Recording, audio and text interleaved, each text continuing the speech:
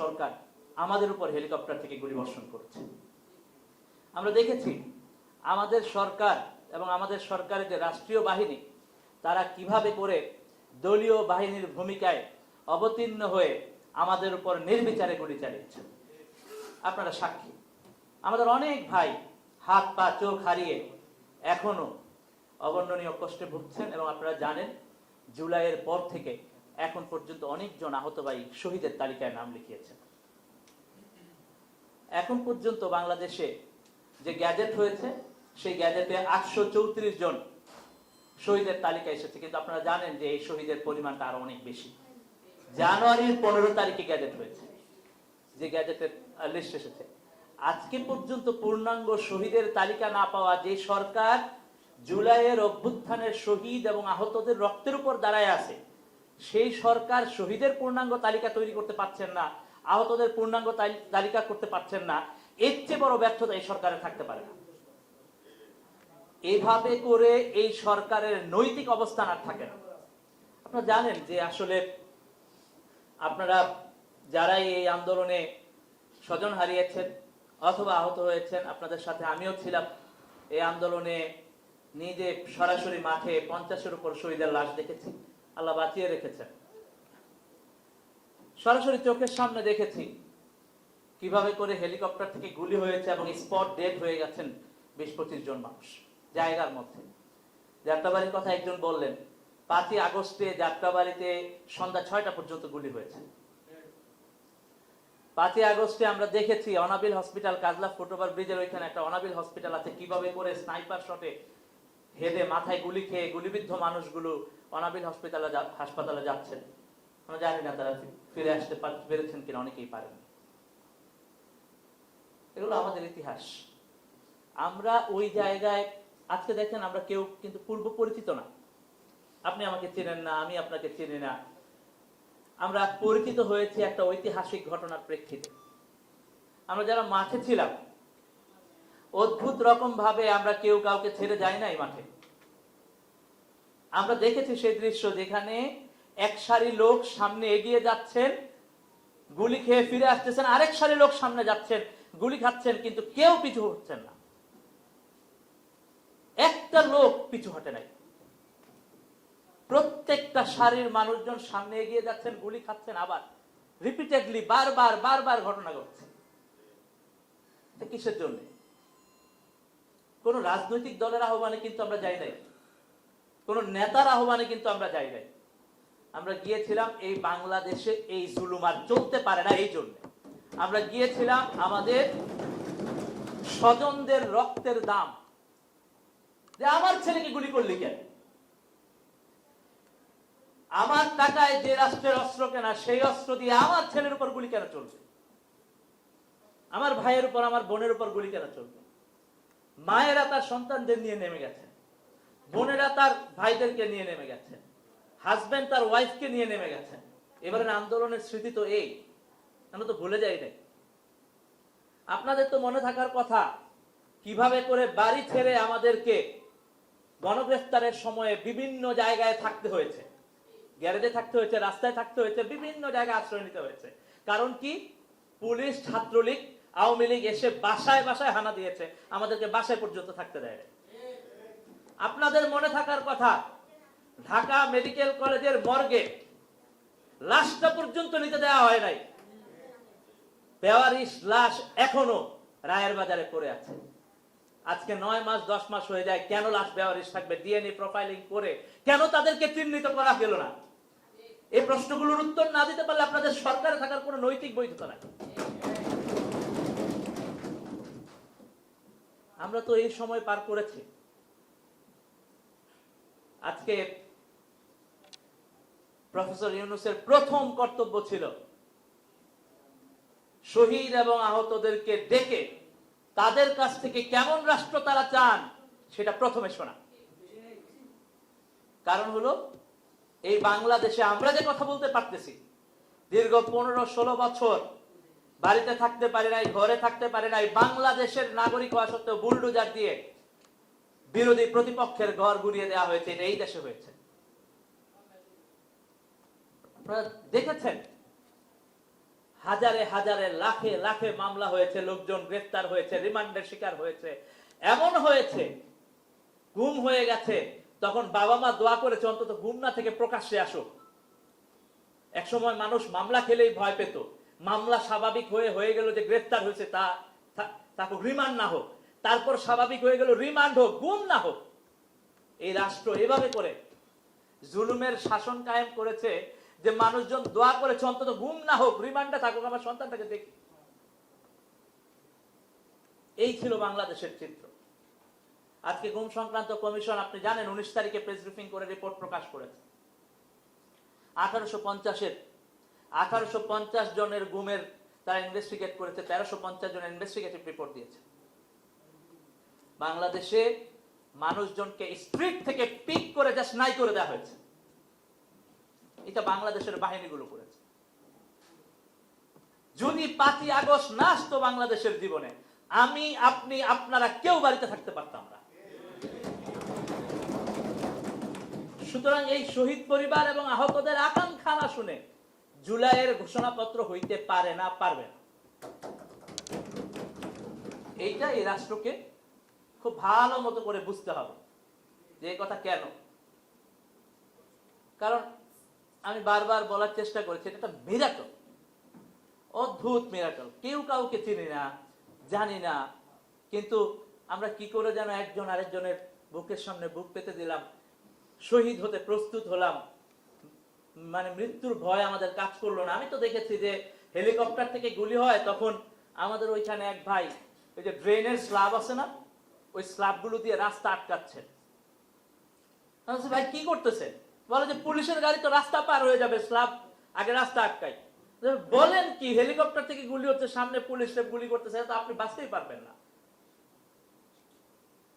সেখানে 3 ঘন্টা গুলি হয়েছে, গুলি হওয়ার পরে আবারও মানুষজন মাঠে নামছে। এইটা হলো জুলাই অভ্যুত্থান, এটা হলো জুলাই বিপ্লব। আপনারা সাহস দিয়েছেন, মায়েরা দোয়া করেছেন, সন্তানদেরকে পাঠায় দিয়েছেন। কেসারেন শেকড় থেকে শিখরে। বোনেরা দোয়া করেছেন, নিজে নেমেছেন, ভাইদেরকে সাথে নিয়ে নেমেছেন। ওয়াইফেরা দোয়া করেছেন, হাজবেন্ডকে সাথে নিয়ে নেমেছেন। বাবারা সন্তানকে নিয়ে নেমেছেন, হাজবেন্ড তার স্ত্রীকে নিয়ে নেমেছেন। এই তো রাজপথের আন্দোলনের চিত্র। এক একটা দিন শহীদের তালিকা ভারী হয়েছে, লম্বা হয়েছে, কিন্তু আমরা কেউ হতোদ্যম হই নাই, হতাশ হই নাই।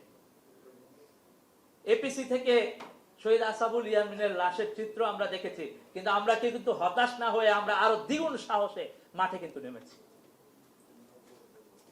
আমরা দেখেছি শহীদদের দৃশ্যগুলো, এগুলো কোনোটাই আমাদেরকে কিন্তু হতাশ করে নাই, অনুপ্রাণিত করেছে। সুতরাং বাংলাদেশ রাষ্ট্রে কে বুঝতে হবে, এই রাষ্ট্রে এখন গণ অভ্যুত্থান পরবর্তী যে সরকার, তাকে বুঝতে হবে যে বাংলাদেশ রাষ্ট্রকে বিনির্মাণ করতে গেলে যে ফেসিবাদ এবং আধিপত্যবাদের বিরুদ্ধে বাংলাদেশের মানুষ নিজেদের জীবনকে দিয়েছে, কোনো দ্বিধাবোধ করে নাই। হেলিকপ্টারের সামনে, গুলির সামনে, বুলেটের সামনে একেবারে দ্বিধাহীন ভাবে নিজেকে, নিজের বুককে পেতে দিয়েছে। সেই মানুষদের কথা শোনা ছাড়া, সেই শহীদ পরিবারের কথা শোনা ছাড়া, যারা হাত পা চোকারিয়েছেন, যারা এই আন্দোলনে সরাসরি অংশগ্রহণ করেছেন, তাদের আকাঙ্ক্ষার বাস্তবায়ন ছাড়া নতুন বাংলাদেশ নির্মাণ হতে পারে না। বাস্তবতা। কোন ধরনের মানুষ শহীদ হয় নাই বলেন এইবারের আন্দোলনে? বাচ্চারা শহীদ হয়েছেন, নারীরা শহীদ হয়েছেন, রিক্সা চালক শহীদ হয়েছেন, মাদ্রাসা শিক্ষার্থীরা শহীদ হয়েছেন, পাবলিক বিশ্ববিদ্যালয়ের শিক্ষার্থীরা শহীদ হয়েছেন, প্রাইভেট বিশ্ববিদ্যালয়ের শিক্ষার্থীরা শহীদ হয়েছেন, ট্রাক চালক শহীদ হয়েছেন, ভ্যান চালক শহীদ হয়েছেন। কারা শহীদ হয় নাই? সকল শ্রেণী পেশার মানুষ, শিক্ষকেরা শহীদ হয়েছেন, ছাত্ররা শহীদ হয়েছেন, সাংবাদিকেরা শহীদ হয়েছেন। বলেন, বাংলাদেশে এই প্রথম আন্দোলনে ভিন্ন ধর্মাবলম্বী অনেকে শহীদ হয়েছেন, আপনারা জানেন। এবারের আন্দোলনে কোন পর্যায়ের মানুষজন শহীদ হন নাই? সকল পর্যায়ের মানুষজন শহীদ হয়েছেন। কারণ এটা একটা স্বতঃস্ফূর্ত ন্যাচারাল আন্দোলন। যে আন্দোলনে আমরা কি নেতা, কোন রাজনৈতিক দল, এটা দেখি নাই। আমরা দেখছি বাংলাদেশকে হাসিনার জুলুমশাহী থেকে মুক্ত করতে হবে। এইটাই ছিল আমাদের প্রেরণা। নাথিং ওয়ার্স, এটা বাদে আর কিছুই ছিল না। সুতরাং শহীদের পরিবারজনেরা বলেছেন আজকে 9 মাস 10 মাস হয়ে যায়, শহীদ পরিবার এবং আহতদেরকে তাদের নিজেদের নিরাপত্তা নিয়ে চিন্তা করতে হয়। আপনারা দেখেছেন শহীদ পরিবারের উপর হামলা হয়েছে, মেয়ে ধর্ষিতা হয়েছে, কিন্তু আমাদের দেশেই ঘটেছে। সুতরাং শহীদ পরিবারের নিরাপত্তার গ্যারান্টি, জুলাইয়ের যোদ্ধাদের নিরাপত্তার গ্যারান্টি দিতে হবে জুলাইয়ের ঘোষণাপত্রের মধ্য দিয়ে। আমাদের নিরাপত্তার গ্যারান্টি না দিয়ে নতুন বাংলাদেশের রাজনীতি নির্মাণ হতে পারে না। আওয়ামী লীগ প্রশ্নে, ফেসিবাদী আওয়ামী লীগ প্রশ্নে কোনো দোনমনো আমরা কোনো কালক্ষেপণ দেখতে চাই না। যথাযথ প্রক্রিয়ায় বিচার সম্পন্ন করতে হবে। একটা মাত্র আমরা ঘটনা দেখলাম, আমরা দেখেছি যে প্রসিকিউশন লাইভে শেখ হাসিনার বিচারের কার্যক্রম দেখিয়েছে, আপনারাও বোধহয় অনেকে দেখেছেন। আমরা এই বিচার প্রক্রিয়াকে অনেক দ্রুত দেখতে চাই, কারণ আমরা অনেকে সাক্ষী আছি, সাক্ষীরা আমরা বেঁচে আছি যারা সরাসরি দেখেছি। যদি সাক্ষী প্রয়োজন হয় আমাদের সবার কাছ থেকে সাক্ষী নেন, কিন্তু এই বিচার সম্পন্ন করুন দ্রুত। আমরা খুব দ্রুত বিচার দেখতে চাই। রাজনৈতিক দলগুলোর প্রতি তাদের আচরণে আমরা হতাশা ছাড়া আর কিছু দেখছি না। আমরা মনে করি এই সরকারকে এই বিচার প্রক্রিয়া সম্পন্ন করে যেতে হবে। খুব দ্রুত এই বিচার প্রক্রিয়ায় হাত দেওয়া দরকার। এখনো আমরা দেখি দিল্লিতে বসে আওয়ামী ফ্যাসিবাদী চক্র আমাদেরকে হত্যার হুমকি দেয়। জুলাইকে তারা ষড়যন্ত্র বলে।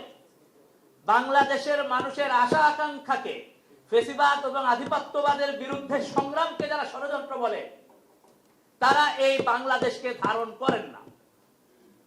তারা বাংলাদেশের কোন রাজনৈতিক দল না, তারা একটা সন্ত্রাসী দল। তারা এই দেশের মানুষের উপর গুলি চালানোর পরেও তাদের কোন ধরনের গিলটি ফিলিংস নাই, কোন অনুশোচনা বোধ নাই। এখনো তারা আমাদেরকে হত্যার হুমকি দেয়। এখনো তারা স্বপ্ন দেখে তারা কোনোদিন ফিরে এসে আমাদেরকে ফাঁসিতে ঝুলাবে। 5 তারিখ না ঘটলে তাই তো ঘটতো আমাদের জীবনে। সুতরাং আমি মনে করি আওয়ামী লীগ প্রশ্নে কোনো সিম্পেথি দেখাবেন না কেউ। বিচার প্রক্রিয়া দ্রুততম সময়ে সম্পন্ন করুন।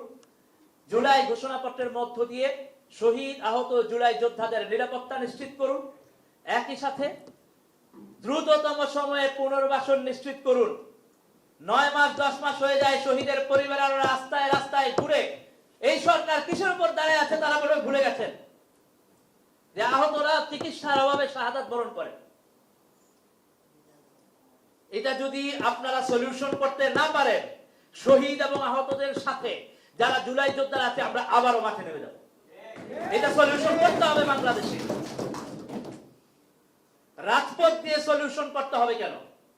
রাজপথে তো আমরা জীবন দিয়েই আপনাদেরকে এনেছি। সুতরাং আপনারা দ্রুত পুনর্বাসন প্রক্রিয়া সম্পন্ন করুন। 30 লাখ টাকার কথা বলা হয়েছে, সঞ্চয়পত্রের কথা বলা হয়েছে, সম্ভবত মাত্র 21টা পরিবার পেয়েছেন। কেমন কথা? 834 জন গ্যাজেট প্রকাশ করেছেন, এখন পর্যন্ত সম্পূর্ণ গ্যাজেট প্রকাশ করতে পারেন নাই। 834 জনের পরিবারকেও সবাইকে দিতে পারেন না, এত সময় লাগবে কেন? রাষ্ট্রকে এই ব্যাপারগুলোকে দ্রুততম সময়ে সমাধান করতে হবে। আমরা মনে করি এই সকল ক্ষেত্রে কোনো সময় ক্ষেপণ, কাল ক্ষেপণ এই জুলাই অভ্যুত্থানকে অপমান করার সামিল। এই ব্যাপারটা আপনারা সিরিয়াসলি সরকারের কাছে আমরা মনে করি শহীদ পরিবার এবং আহতদের পক্ষ থেকে জুলাইয়ের যোদ্ধা হিসেবে আমরা দাবি জানাই দ্রুততম সময়ে এই পুনর্বাসন প্রক্রিয়া সম্পন্ন করবেন। একই সাথে আমি মনে করি হিসাব হওয়া উচিত আগস্টের 5 তারিখ থেকে। আগস্টের 5 তারিখ থেকে হিসাব হবে। জানুয়ারি, ফেব্রুয়ারি, মার্চ না, গ্যাজেটের দিন না। শহীদ তো জানুয়ারির 15 তারিখে হয় নাই।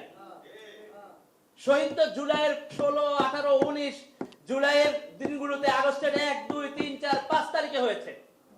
হিসাব হবে সেই দিন থেকে। হিসাব আপনার জানুয়ারির 15 তারিখের গেজেট থেকে হবে না।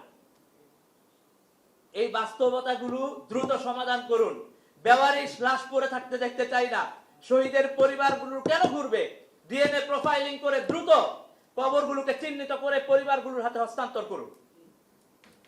একটা পরিবার যখন জানে না তার সন্তানের কবর কোথায়, তাকে কি পরিমাণ ট্রমার মধ্য দিয়ে যেতে হয়, জানেও না যে তার সন্তানের লাশটা কোথায়।